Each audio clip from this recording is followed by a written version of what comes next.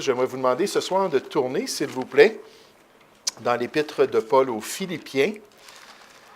L'épître de Paul aux Philippiens, au chapitre 4. Et il arrive que des fois, les chrétiens ne s'entendent pas toujours dans le Seigneur. C'est possible que des fois se développent dans les relations entre croyants, qu'une certaine tension et un certain malaise empêchent les enfants de Dieu de marcher en unité dans l'Église de Jésus-Christ.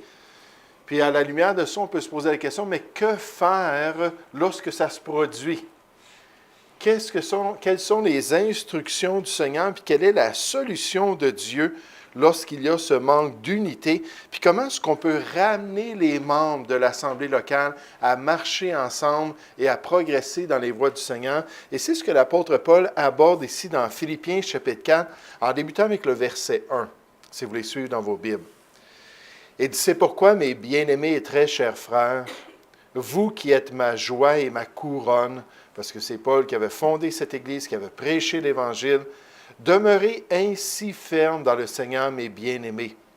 J'exhorte Évodie et j'exhorte Syntyche à être d'un même sentiment dans le Seigneur.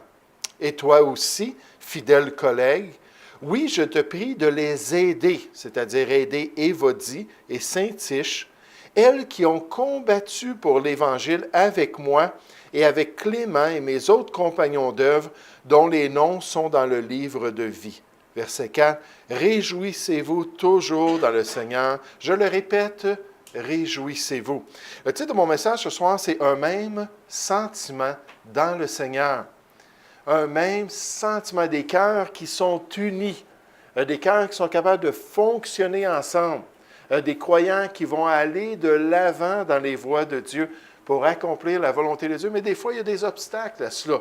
Des fois, il y a des empêchements, il y a des problèmes dans les relations.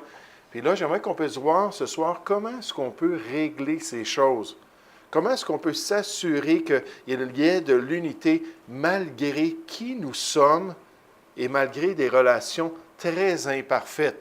Ça dit dans Colossiens 3,13 que si on a sujet de se plaindre d'un autre frère, donc il y arrive des situations, mais qu'il faut se pardonner mutuellement, de même que Christ ou que Dieu nous a pardonné en Christ.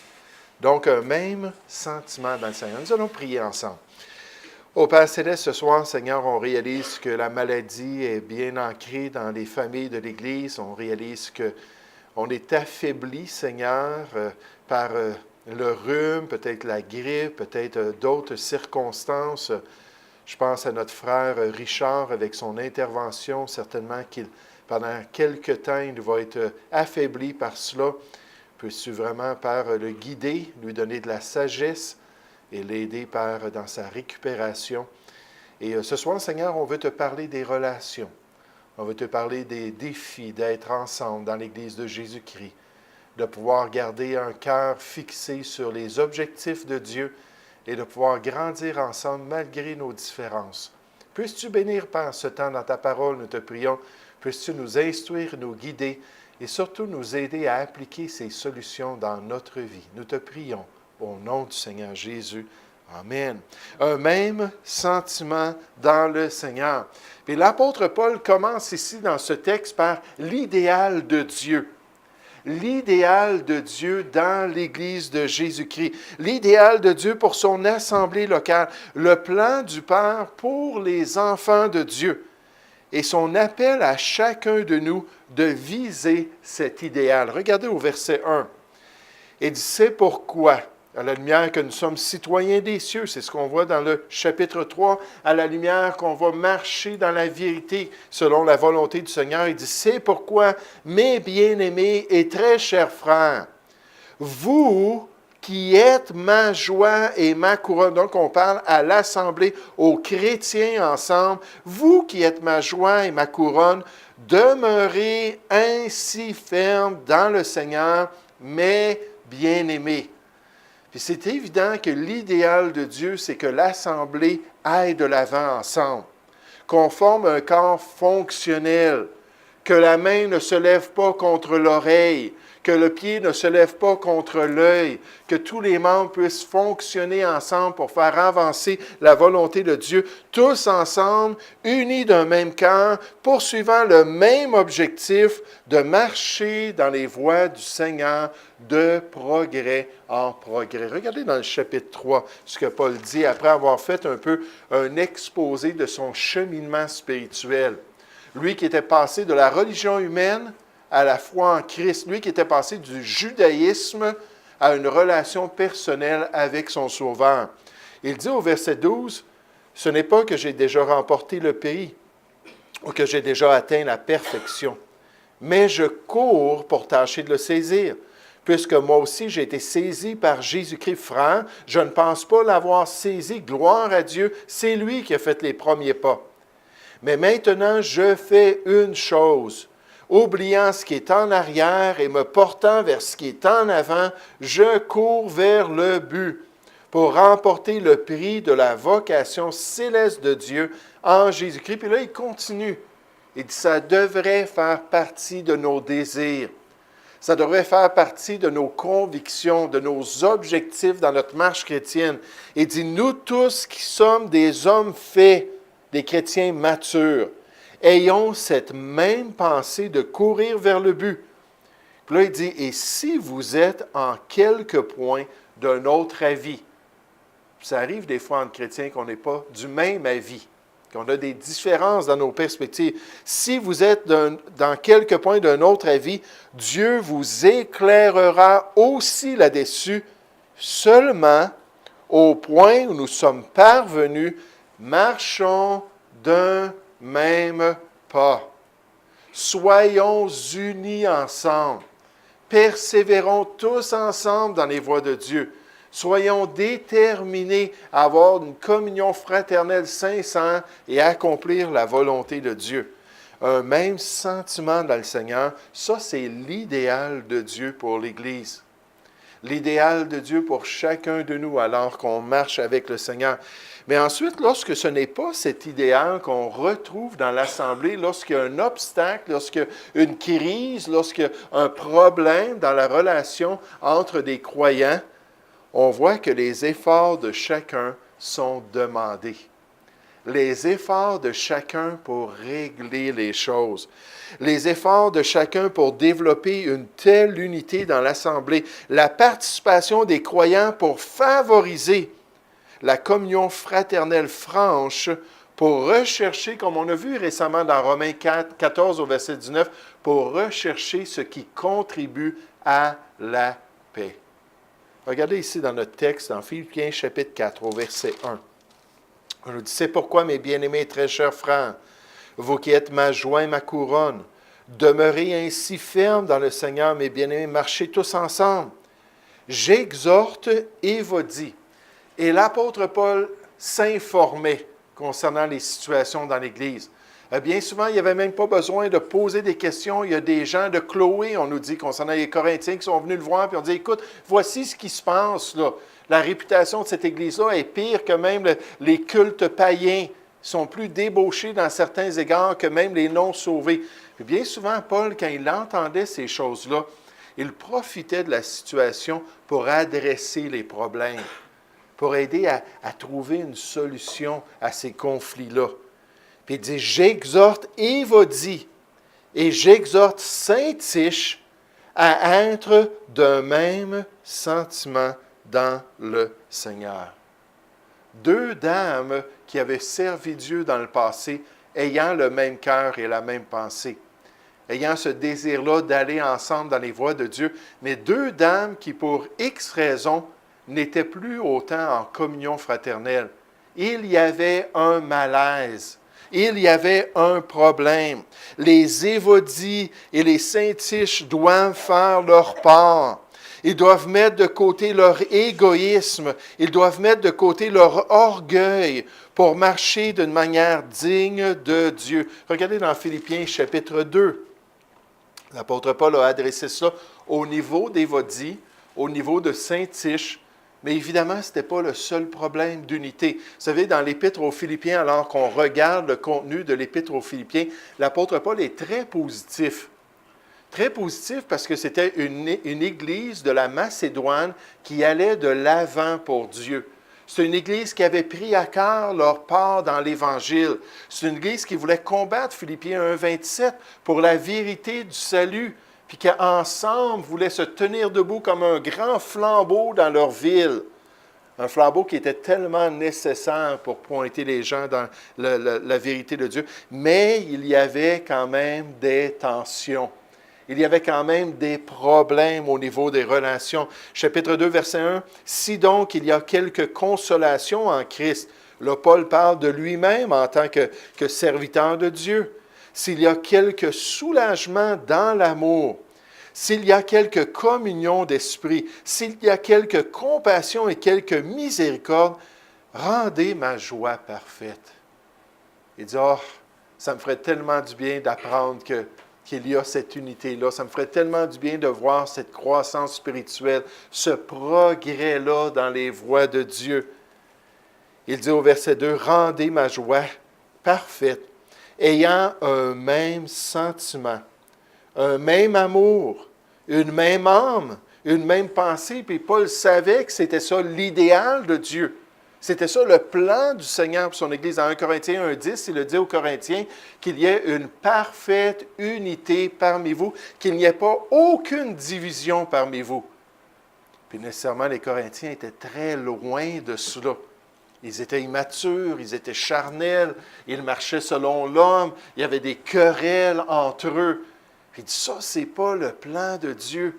Il dit, oh, comme j'aurais de la joie à voir cet élément-là de votre marche chrétienne qui est faible, pouvoir monter au standard de Dieu, puis développer ces vertus-là pour que vous soyez vraiment une Église solide. Pour pas que la porte d'accès soit ouverte aux malins. Vous savez, la Bible nous dit que quand on se couche sur notre colère contre notre frère, Éphésiens 4 au verset 26, qu'on est en train d'ouvrir la porte au verset 27 au diable, pour qu'il vienne développer de l'amertume, pour qu'il développe des ressentiments, pour qu'il y ait une perte encore plus grande d'harmonie. Ça peut se produire dans les familles, ça peut se produire dans l'assemblée, ça peut se produire au travail. Mais ici, on voit la responsabilité. Puis là, on nous parle des obstacles. Ça, regardez au verset 3. Ça dit toujours, Philippiens chapitre 2, verset 3, « Ne faites rien par esprit de parti ou par vaine gloire, mais que l'humilité vous fasse regarder les autres comme étant au-dessus de vous-même. » C'est certain que quand on est humble, c'est plus dur à ce qu'on soit offensé. C'est certain que quand on est humble, c'est plus difficile à ce qu'il y ait des conflits. Ça ne veut pas dire que c'est impossible. Parce que des fois, comme Romains 12, 18 nous dit, nous, on veut la paix, mais notre partie adverse ne veut pas la paix. Peu importe ce qu'on fait, il n'y aura jamais de paix avec cette personne-là. Mais au moins, si on est humble, on sait qu'on ne sera pas la cause. Proverbe 13 au verset 10, c'est seulement par orgueil qu'on excite des querelles. Quand on est orgueilleux, on fait des problèmes dans nos relations. On sème du trouble avec les gens qu'on devrait aimer. Mais là, ici, ça dit qu'on ne fasse rien avec cet esprit-là. Ça dit que chacun de vous, verset 4, au lieu de considérer ses propres intérêts, a l'égoïsme. Donc, l'orgueil, c'est un obstacle. Puis là, on nous parle de l'égoïsme. Si je perds ma voix ce soir, vous allez comprendre pourquoi. Mais donc, que personne considère ses propres intérêts, mais qu'il considère aussi ceux des autres. Quand on est centré sur les autres, quand on a de l'altruisme dans notre cœur, quand on cherche à être une bénédiction, on cherche à être un serviteur, on veut marcher dans l'amour. Mais c'est certain que ça va éliminer les tensions. L'amour couvre une multitude de péchés. On ne ramènera pas ces choses-là sur la table. On ne gardera pas une liste de choses là, pour accuser notre prochain. Mais on va être prêt à régler les choses. Puis nécessairement, on a l'exemple parfait d'humilité. Au verset 5, ça dit « Ayez en vous les sentiments qui étaient en Jésus-Christ. » Il a dit « Je suis doux et humble de cœur. » Puis le mot douceur, ici, on le retrouve dans Jacques, chapitre 3, où on nous parle de la douceur qui vient de la sagesse d'en haut. Puis ce mot-là, c'est un relâchement. Ça parle de ne pas se débattre, ça parle de ne pas se lever pour nos droits, de ne pas être prêt là, à résister à l'ennemi. Non, on relâche les choses entre les mains de Dieu. Que celui qui souffre, la Bible nous dit, en faisant la volonté de Dieu, remette son cas entre les mains de Dieu, comme le Seigneur Jésus est un exemple pour nous alors qu'il l'a fait.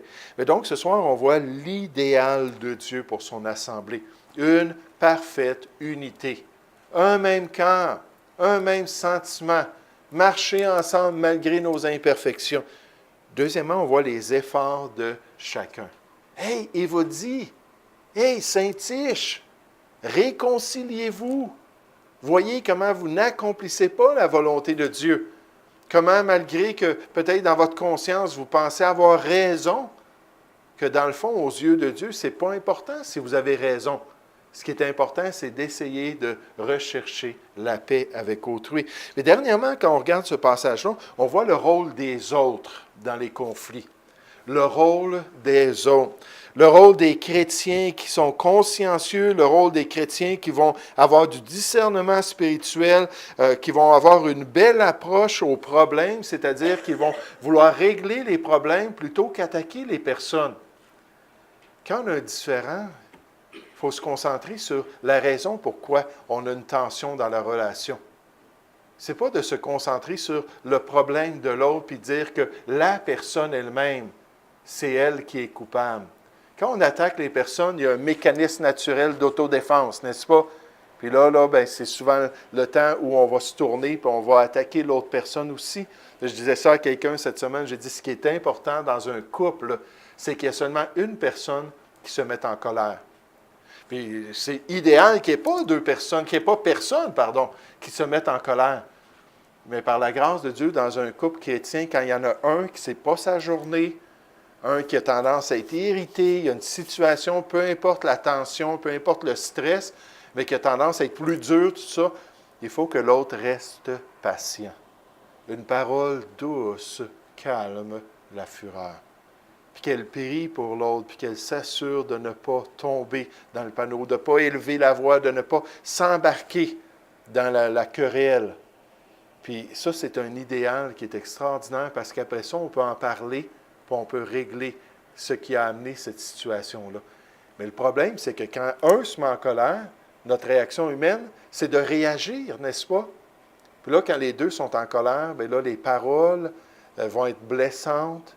Il va y avoir des exagérations bien souvent. On va lever le ton de voix, on va attaquer la personne elle-même.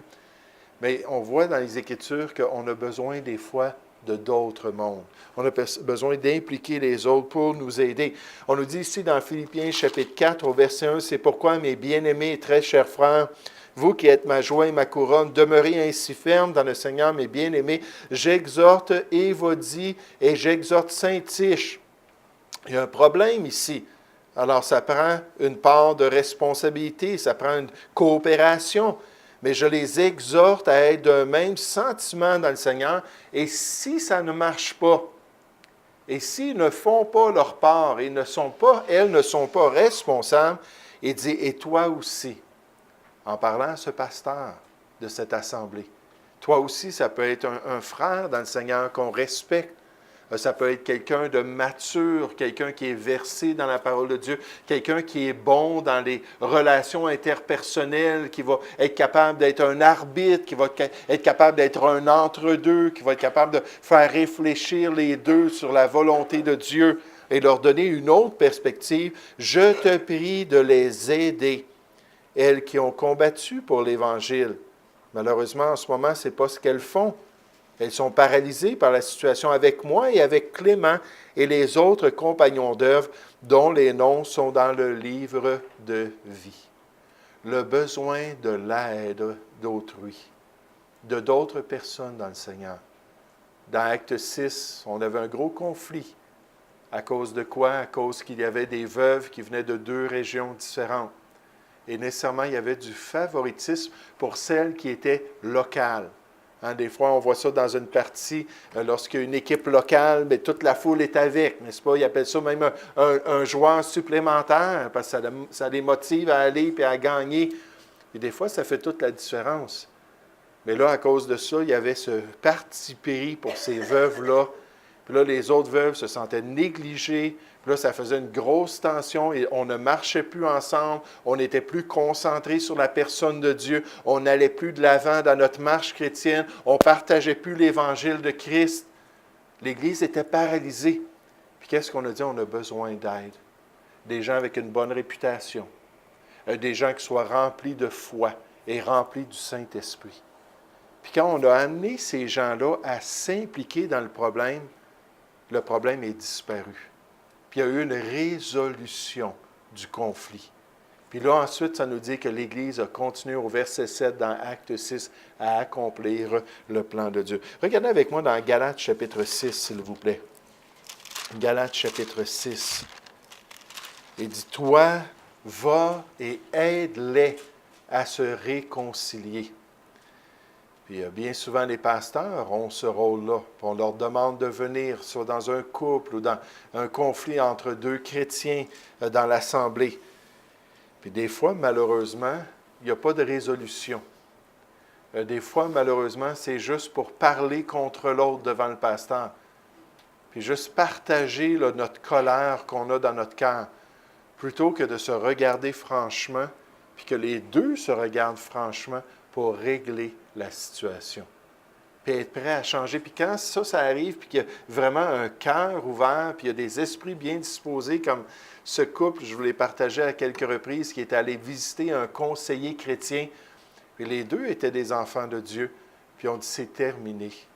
On n'a plus d'amour l'un pour l'autre. Ça ne fonctionne plus du tout l'un avec l'autre. Puis on veut juste se divorcer. Mais on donne une dernière occasion au Seigneur de nous montrer quoi faire. Là, le conseiller a posé quelques questions, tout ça, puis il a dit, « Wow! » Il dit, « Vous vous basez vraiment sur vos sentiments? Vous vous basez vraiment sur comment est-ce que vous ressentez l'amour ou vous ne le ressentez pas l'un pour l'autre? » Il dit, « Au lieu de suivre le modèle biblique d'un amour pratique. » Puis il a dit, dans la parole de Dieu, l'amour, c'est une action. C'est de faire de quoi concrètement. Donc, il dit, « Je vous donne un devoir. Pendant 2 semaines, il dit, prenez le temps de vous aimer tangiblement. Pensez à ce que vous faisiez lorsque vous étiez en fréquentation. Au début, là, avant même d'être mariés, comment est-ce que vous étiez, aux yeux de l'un l'autre, la personne la plus importante sur la planète Terre, puis tout ce que vous étiez prêts à faire l'un pour l'autre.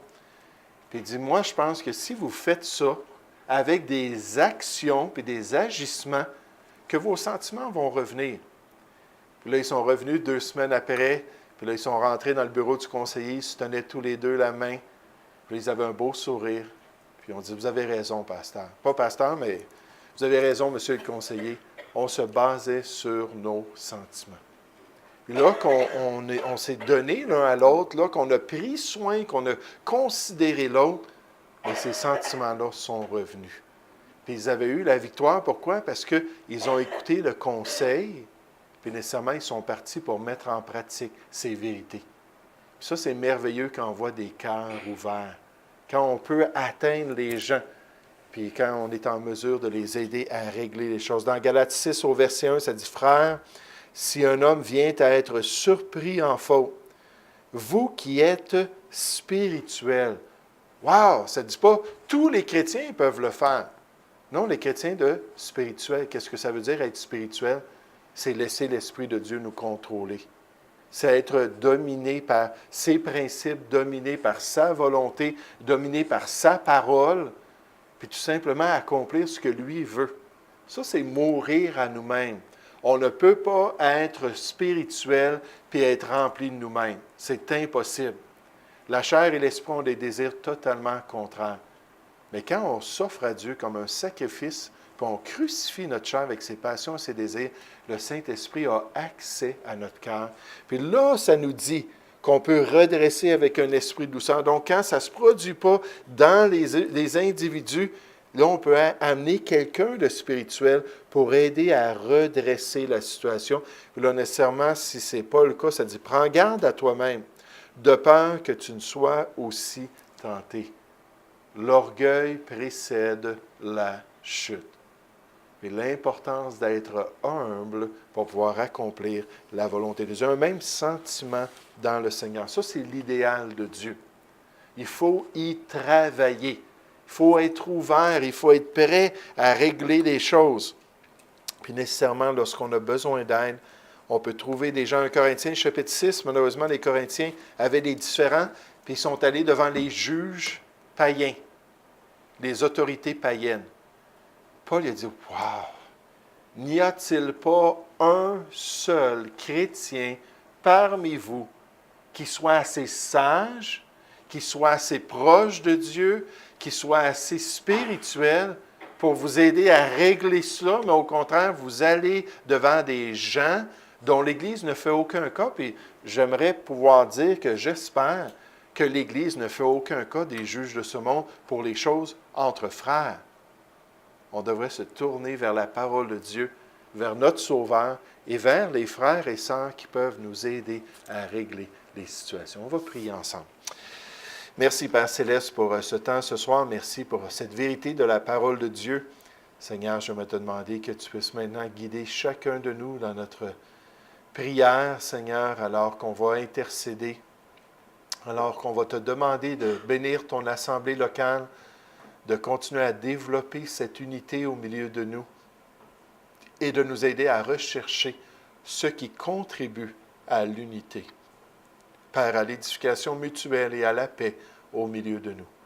Alors, mets ta main sur chacun de nous et accomplis ta volonté dans nos vies. Nous te prions au nom de Jésus. Amen.